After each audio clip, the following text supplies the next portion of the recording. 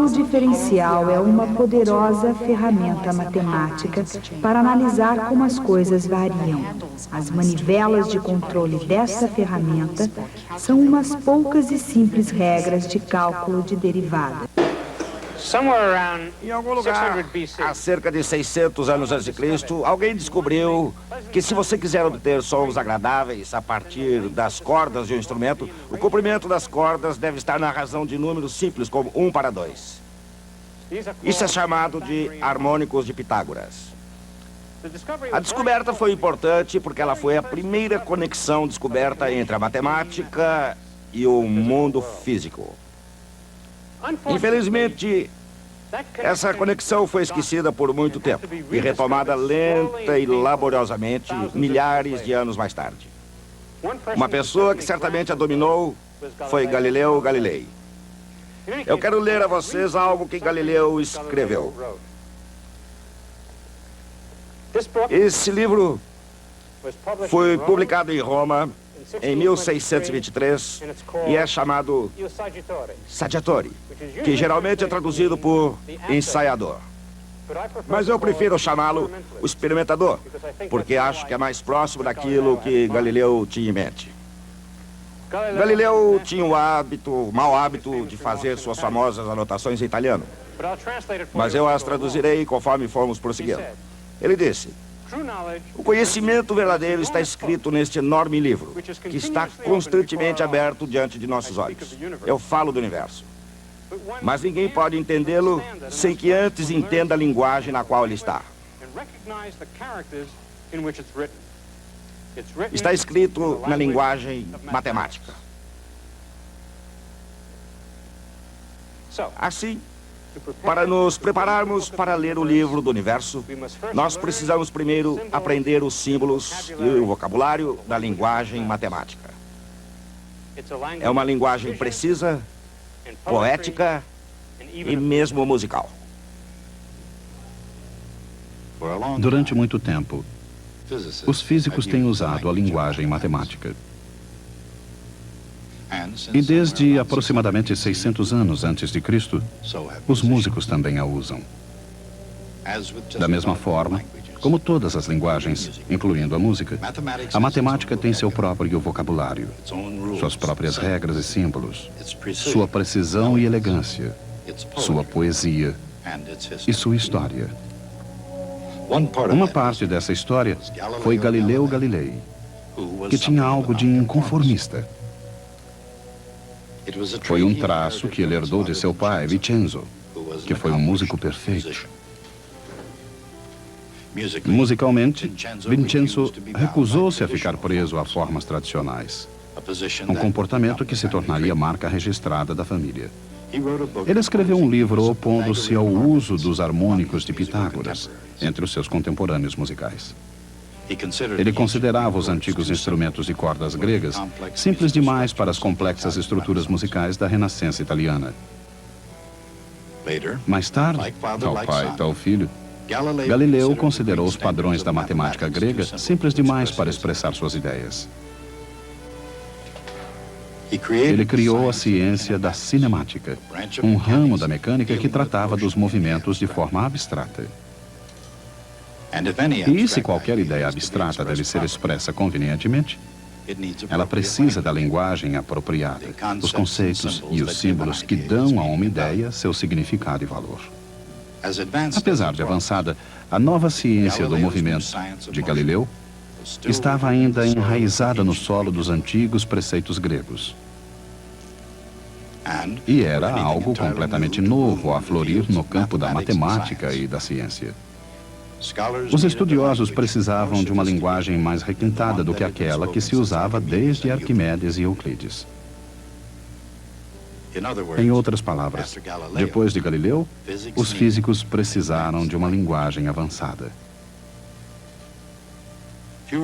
Menos de 25 anos após sua morte, esta linguagem seria descoberta e, de uma maneira ou outra, utilizada para sempre. Ela passou a ser chamada cálculo diferencial. O cálculo diferencial é muito poderoso. E, como qualquer linguagem, ela deriva seu poder da ideia que está por trás dela, a derivada. A derivada está para a cinemática como a roda está para as viagens. Um meio simples, mas muito eficiente para se ir de um lugar para outro. E para se obter uma melhor visão do que mais a derivada pode fazer, nada melhor que um pequeno exercício. Para começar, a derivada não se aplica somente a um corpo em movimento horizontal, ou somente a um corpo em movimento vertical.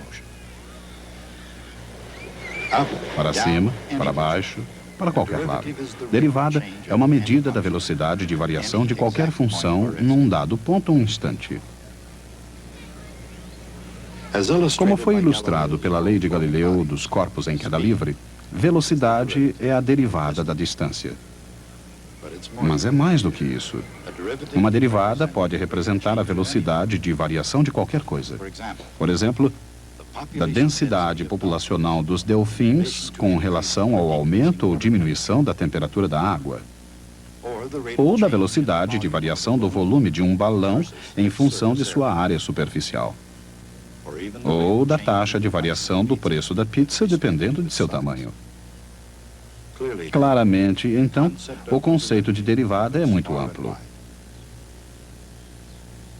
Mas o processo mecânico de derivação, o cálculo diferencial, necessita de um procedimento prático. Do contrário, o conceito não nos leva a lugar nenhum. Finalmente, sem as regras de diferenciação, o simples conceito de derivação torna-se uma luta penosa. No final de tudo, ele ajuda a entender algumas definições a mais ao longo do caminho. Assim, antes que seja tarde demais para voltar, pense na aclividade. No plano inclinado, a aclividade é a razão entre a variação da altura e a variação de distância horizontal. Essa razão, um número, é chamado de inclinação. Por exemplo, suponha que a elevação de um plano inclinado aumente 15 metros em cada 100 metros. O viajante subiria 15 e viajaria 100 metros horizontalmente. A inclinação é de 0,15. Um morro com inclinação 0,30 é 2 vezes mais íngreme que um com inclinação 0,15. Quanto maior a inclinação, tanto mais íngreme é o morro. Quando a inclinação é grande, a proeza para se chegar ao pico não é pequena. Quando a inclinação é pequena, próxima de zero, é fácil prosseguir. Quando a inclinação é negativa, o caminho é morro abaixo. Embora a matemática possa ser complacente, ela pode apresentar altos e baixos, e ela sempre o faz. Ninguém sabe quem foi que primeiro perguntou qual o melhor jeito para sair daqui para ali. Mas a resposta, em termos algébricos, foi dada pela primeira vez por um matemático francês chamado Fermat. Em 1629, ele surgiu com a ideia de achar a linha tangente a uma curva num dado ponto dela. Em 1638, Fermat dividiu a sua descoberta com seu conterrâneo René Descartes, que tinha o seu próprio método para achar tangentes a curvas algébricas. Muitas dessas ideias matemáticas, especialmente aquelas de Fermat, foram mais tarde desenvolvidas por Wilhelm Leibniz e ainda Isaac Newton, num método geral e sistemático de análise matemática, o cálculo diferencial. Deixando a história de lado, pelo menos por enquanto, algumas questões pertinentes permanecem. Por exemplo, em uma curva que varia suavemente, existe uma variação constante da inclinação. Como então, na linguagem atual, calcula-se a inclinação num dado ponto qualquer?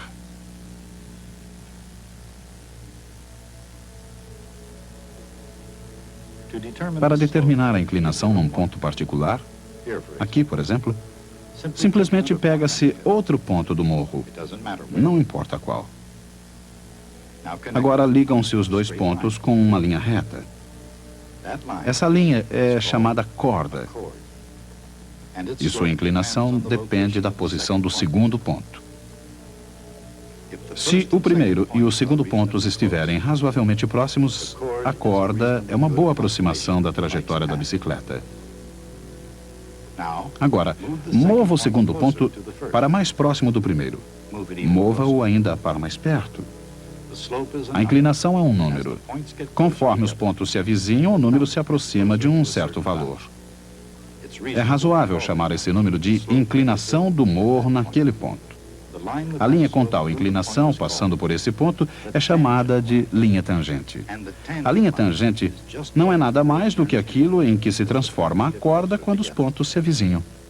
A inclinação da linha tangente naquele ponto é a inclinação do morro. A velocidade instantânea pode ser calculada pelo mesmo processo. A lei de Galileu dos corpos em queda, aplicada aqui para um público bastante indeciso, é mais do que um experimento mórbido. É o cálculo diferencial indo para o salvamento. Mudança de distância dividida por variação do tempo. A razão é a velocidade média durante o dado intervalo de tempo. Quando esse intervalo tende a zero, o valor limite da velocidade média é a velocidade instantânea. Variação na elevação dividida pela variação de distância na horizontal. O resultado é a inclinação de uma corda ligando os dois pontos. Quando a distância horizontal tende a zero, o valor limite da inclinação da corda é a inclinação naquele ponto. Diferenciação. Os objetivos e métodos de cálculo diferem, mas não os conceitos essenciais nem os procedimentos. Velocidade é a derivada da distância em relação ao tempo. Inclinação é a derivada da elevação com respeito à distância horizontal. Em qualquer caso, uma derivada é o que acontece a um quociente, uma razão de dois números, quando ambos, numerador e denominador, tendem a zero, antes deles chegarem realmente a zero. Pequenos números são representados pela letra grega delta. Delta y é uma pequena variação em y. Delta x, uma pequena variação em x. Assim, delta y sobre delta x é nada mais que a razão entre dois números pequenos. Quando os números pequenos tendem a zero, tal razão passa a se chamar derivada, e os deltas tornam-se novos símbolos. dy sobre dx, o símbolo da derivada, que significa a derivada com respeito a x da quantidade y. Uma vez que a mecânica simples foi dominada, o cálculo de derivada de qualquer coisa não é mais difícil do que acionar uma chave.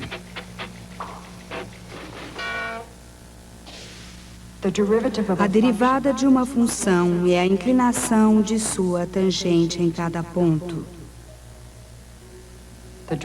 A derivada de uma função é, por sua vez, uma função. Se a função é linear, sua inclinação é constante e sua derivada é essa constante.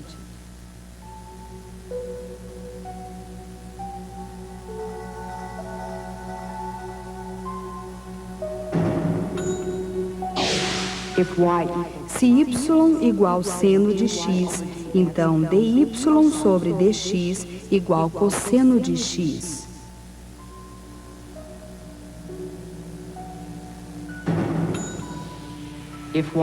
Se y igual cosseno de x, então dy sobre dx igual menos seno de x.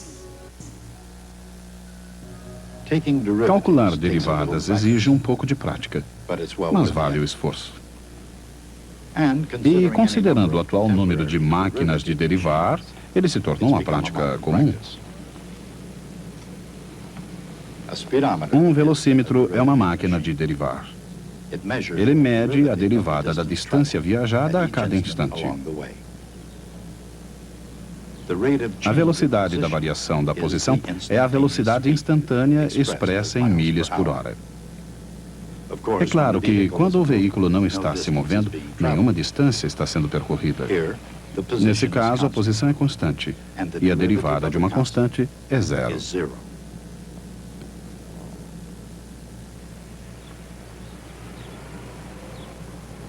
Matemática é uma linguagem construída em estruturas gramaticais. Uma coleção de regras que estruturam e analisam o problema que se tem às mãos.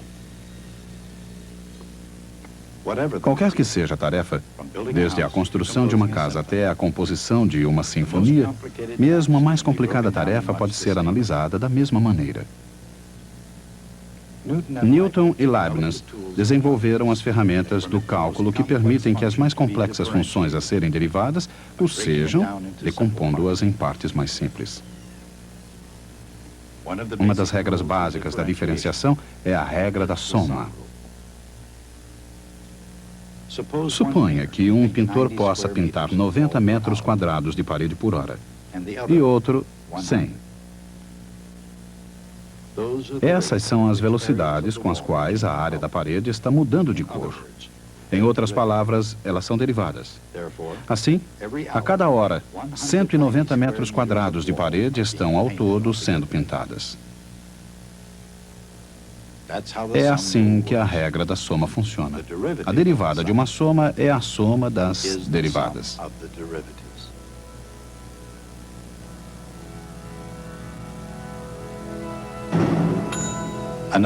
Outra ferramenta útil é a regra do produto, que é usada para se achar a derivada do produto de duas funções. Por exemplo, a área de uma tábua é o produto de seu comprimento pela sua largura.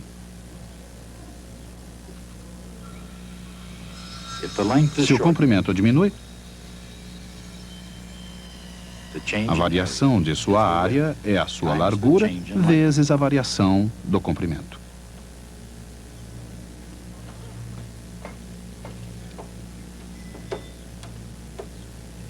Se a largura é reduzida, a variação da área é o comprimento vezes a variação da largura.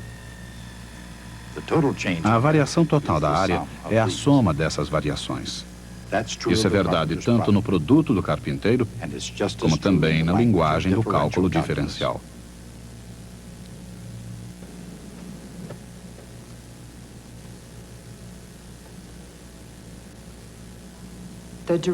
A derivada do produto y por z é y vezes a derivada de z mais z vezes a derivada de y.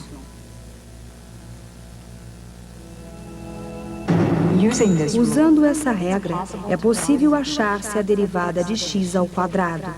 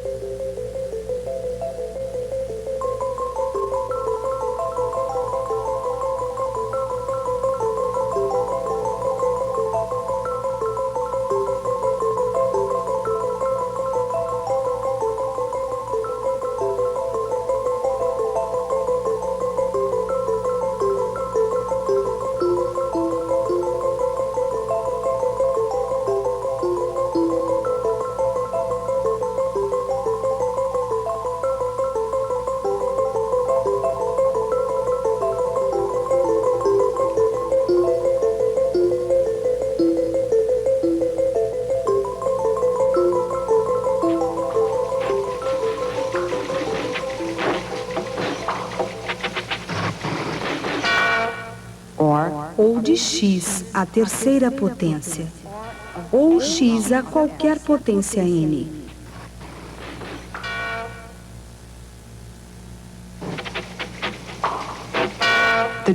A derivada de x à potência n é n vezes x à potência n menos 1.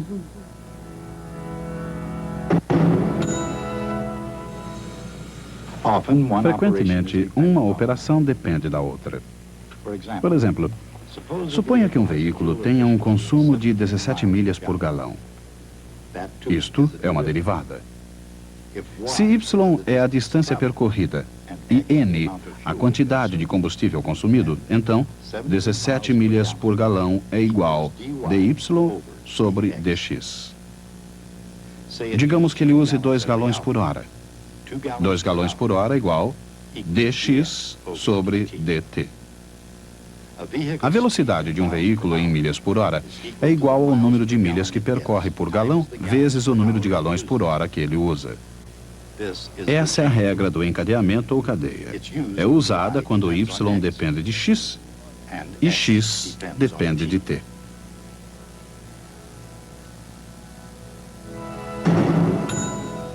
A regra da soma. A regra do produto. A regra da cadeia. Essas 3 regras representam a gramática do cálculo diferencial. E a validade do cálculo diferencial pode ser vista na diversidade de suas aplicações. Por exemplo, quando um foguete se move com um deslocamento s no instante t, a derivada do deslocamento é a velocidade. Positiva para o movimento ascendente e negativa para o movimento descendente. A derivada da velocidade é a aceleração, o que equivale a tomar a derivada da derivada. Isto é, a derivada segunda de s.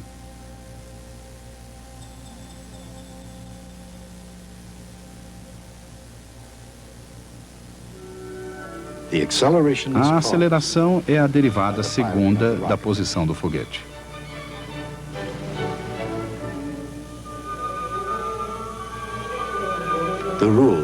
As regras do cálculo diferencial e suas aplicações na física.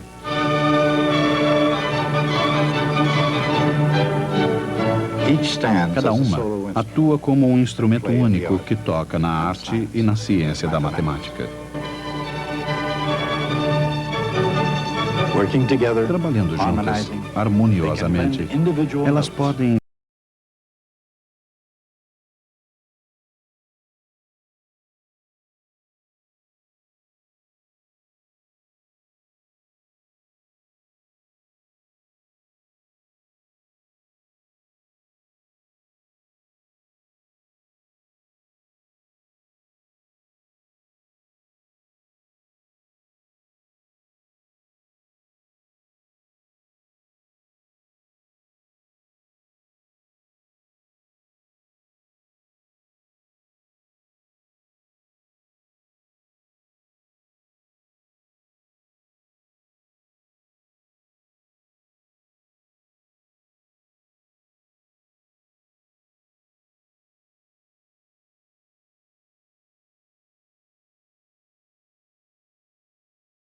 Einstein.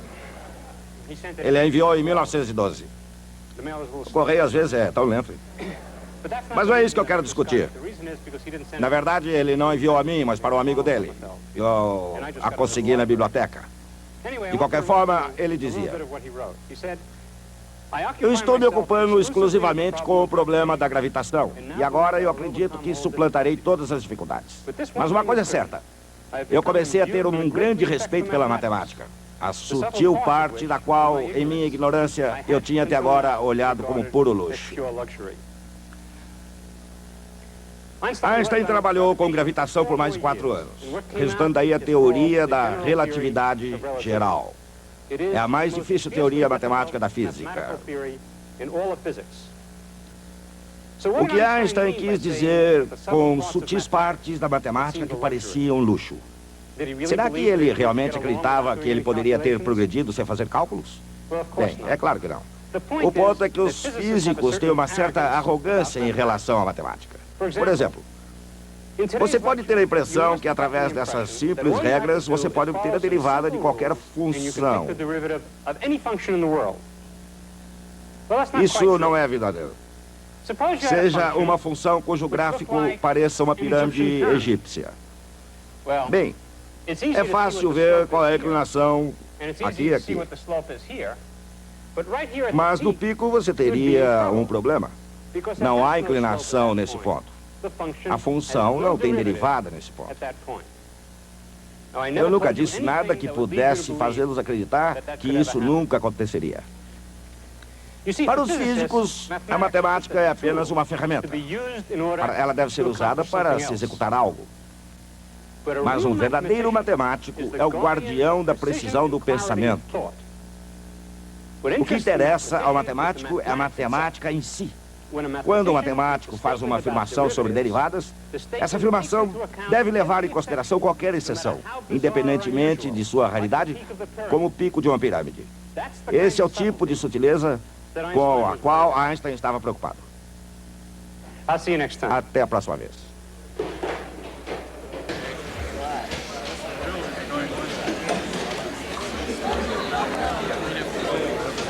Now that you're here.